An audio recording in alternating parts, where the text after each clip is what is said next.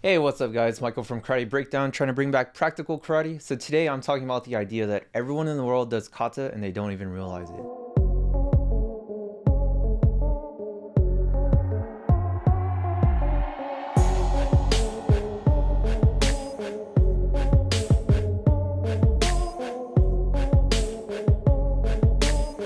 So if you think about kata, you're thinking about muscle memory building tools. Any repetitive motion that you do throughout the day that you start standardizing and start repeating over time. It can be as simple as like the way you get out of bed and you start getting into these patterns. And those patterns are essentially what katas are, right? They're repeated motions that if you wanted to write down how you did it, you can actually pass it down to somebody else. Another example that's kind of easy and common is like how to drive a car, right? So imagine this. You're trying to show somebody how to drive a car. Say they've never seen a car before, and you're thinking, all right, what's the best way for me to do this? You can first think about how you drive a car, put the key into the ignition with my right arm, turn it so it turns on the engine.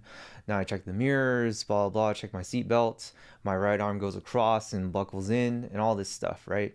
So now if you wrote that down into a step-by-step process, it'll be easy for somebody to read that and follow the directions. And what's even easier than that is if they looked at you and followed what you were doing. You say, hey, put the key into the ignition. So what if they grab with their left hand? What if they grab with their right hand? What if they use their foot, right? For the sake of the example. Then you're like, no, look at me. I'm gonna use my right hand. I'm gonna twist my wrist out like this. And one thing I'm really not saying is that you only need to learn kata and get it fine-tuned by your sensei to learn how to fight. That's kind of what got karate into the place it is today. It's kind of impractical. But you want to think of it as a step-by-step process. So going back to the car example, and I'll go back to combat. If you don't have a car there to show them to get into the car, you're going to tell somebody, hey, have a seat in this chair, extend your right arm, don't extend it too much, and then bend your arm a little bit, put the key in, and then twist. And the example I'm trying to show here is like you can extrapolate that to karate. When senseis are like, no, you need to keep your arm a little bent. You can't extend your arm all the way. There's reasons for that. And for them, they're learning this motion, but there's no context to it yet, but at least they're getting the coordination down versus telling someone, hey, get in that car and drive off. Now you put them into a car and they realize, oh, I can't extend my arm all the way because my hand's just gonna hit the console, right? So that makes sense why I need to bend my arm now. All these things are building context, it's building coordination, it's building the muscle memory so that when you actually need to use it, when you actually go and drive the car, that it becomes second nature, right? Then you could start thinking about strategies of driving a car, like racing cars, right? If I switch the lane early, how am I going to get around this curve? How am I going to do all these things? You can't think of all those strategies without understanding how to drive the car first. And that's what kata is. You're building the muscle memory tools before you go in and use it in combat. And so the flow is build the solo coordination, get it fine-tuned, and then the much needed step, and that's missing in a lot of karate today, is do it against a partner. And that partner needs to add resistance over time. And then once you add resistance over time, you feel comfortable with it and you feel coordinated, then you start trying it in sparring.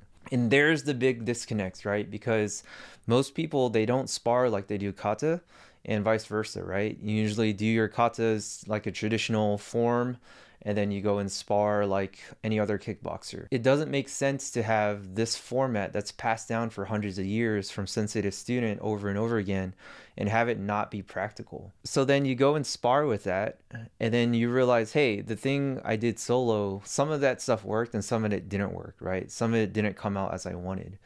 So the next step would be go back and do your solo drills, and then go back and do partner drills, and then go back and try to spar with it again. So you see this process is just circular, right? Now compare that to just a stereotypical meathead MMA gym. I say that because that's kind of what people can kind of visualize. Day one, put on some gloves and get in the cage and good luck, right?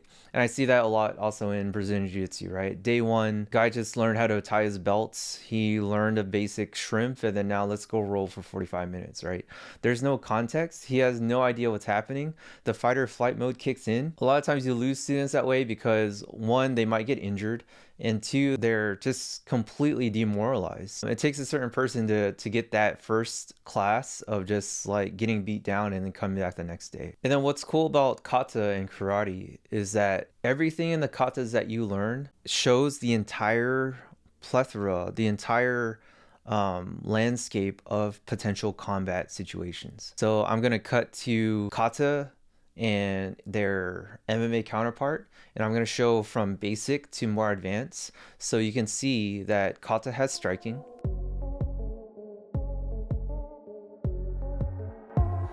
You can see that kata has kicks.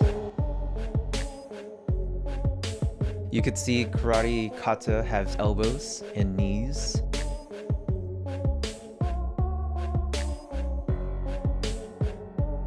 And then a little less obvious, you could see karate kata has clinch work.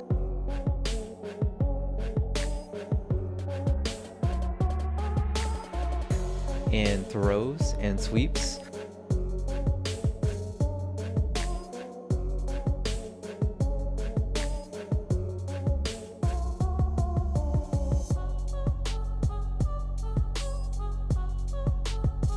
And also has strikes to a down opponent.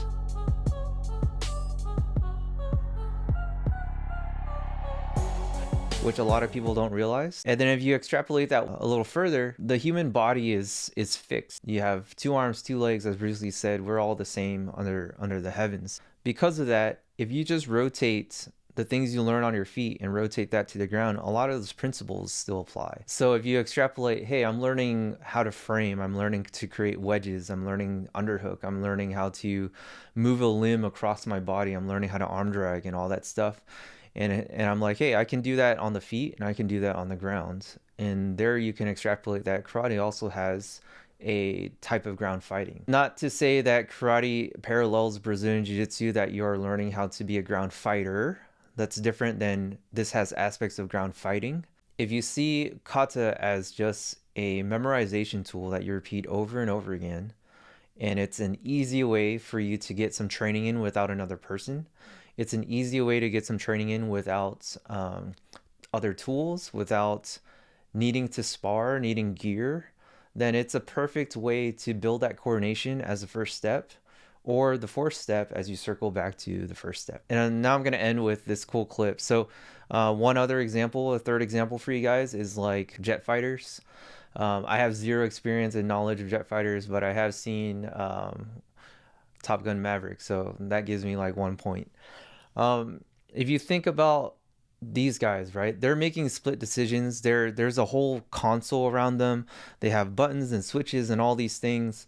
And if you just think, if I'm trying to reach across and turn on a switch with my right arm, when it's a lot easier to turn on a switch with the same switch with my left arm, since it's shorter distance, it would make sense for me to try to pass that knowledge down, write it down, codify it, turn it into a process, and even walk people through mimicking doing that motion.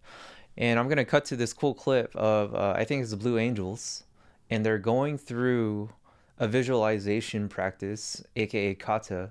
There's a guy giving out commands on a list, and everyone else has their eyes closed and they're visualizing flying, right? If you think about why that's so important, why kata is so important, why memorization and repeated motions are so important, because when the risk and the stakes are very high, there's very little margin for error. So you think about an MMA fight. If you second guess the punch that you're about to throw, should I have thrown to my left rather than my right, you're gonna get KO'd. When I go for this hip toss, does my right foot move first or my left foot move first? You're gonna get KO'd. The stakes are high in the ring. The stakes are even higher when it's like life or death in self-defense, right? Someone's attacking me, you're like, crap, I forgot if I need to overhook or underhook this arm, but well, you're getting punched in the face, right? So hope that makes sense.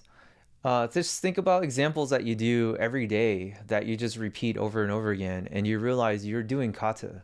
And it's funny to me to think that most karate guys either love kata too much and they don't spar, or they spar only and don't do kata, or they separate the two. And then people who are not karate guys, they think of kata and they think, like, why are you trying to like dance in the air when you can just spar?